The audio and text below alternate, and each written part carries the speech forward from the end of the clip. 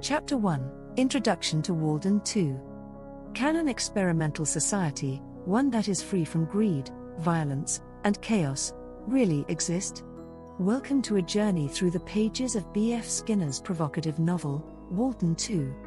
This story begins with two World War II veterans, Rogers and Yamnik, seeking a better way of life, a life that is not marred by the horrors they've witnessed.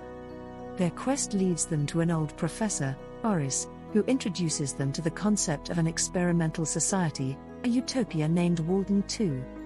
Walden 2, created by a man named Frazier, is a community that challenges conventional norms.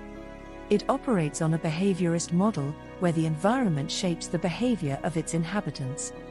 Here, every action, every decision, is a result of careful conditioning. The inhabitants live in harmony, free from monetary constraints, with the society taking care of their basic needs. This might sound like a dream, but remember, every coin has two sides. Chapter 2, Exploration of Walden 2. As the story progresses, we see Frazier leading the newcomers on a tour of Walden 2. He introduces them to the unique practices of the community, like labor economy, where everyone contributes a set number of hours, irrespective of the nature of their work. The community also practices collective child rearing, where children are raised communally to ensure equal opportunities for all. But does this utopia stand the test of time and human nature? It does, according to Frazier. But his assurance raises questions. How far can conditioning go?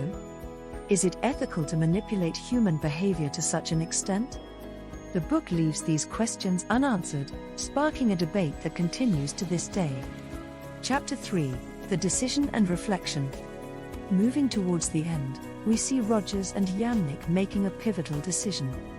Rogers, disillusioned by the lack of individuality, decides to return to the outside world. Yamnik, however, chooses to stay, finding solace in the peaceful, structured life of Walden 2. The novel ends on this note, leaving readers to ponder the viability of such a society. In this exploration of Walden 2, we've delved into a society that operates on the principles of behavioral conditioning, where peace and equality reign supreme. We've seen how this utopia challenges traditional norms, raising questions about human nature and ethics. We've also seen how the protagonists grapple with these ideas, ultimately choosing different paths.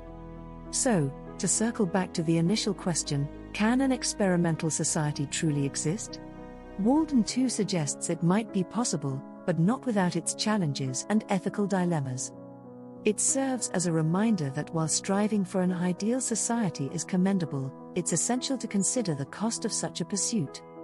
In the end, Walden 2 is not just a novel, but a thought experiment that encourages readers to question, to debate, and to reflect on the kind of society they wish to inhabit. And that, perhaps, is the most significant contribution of B.F. Skinner's Walden 2.